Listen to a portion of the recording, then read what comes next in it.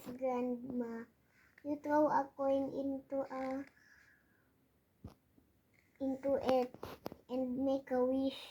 Do you have wishes too, Granny? Asked Peppa. Yes, Yes, says Granny. Ooh, can I make a wish? Peppa asks. Of course, Peppa, replies Granny, giving Peppa and George a coin each. Peppa and George threw their coins into the well make a wish. Later, Peppa tells Grandpa Pig what they wished for. We wish that could we have a wishing well and gums our garden too.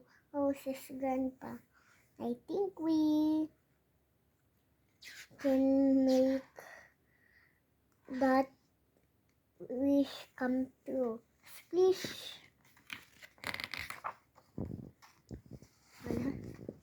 Grandpa Pig drives at Peppa and George to home. Mommy Pig and Daddy Pig. Mommy, Daddy, cries Peppa. I made a wish and it came true.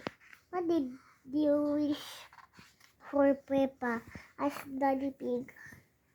Lots of gums and a wishing well for our garden, cries Peppa.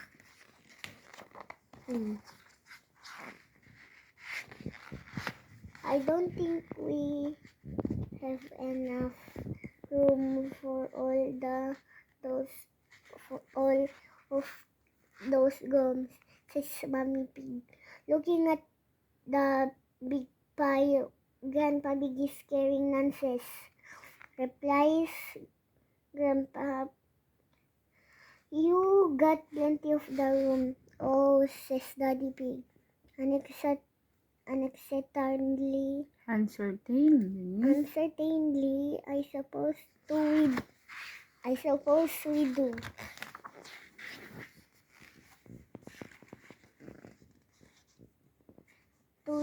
The gums are wishing well take up to the whole of the garden. Peppa and George are happy, and Grandpa Pig is very happy too.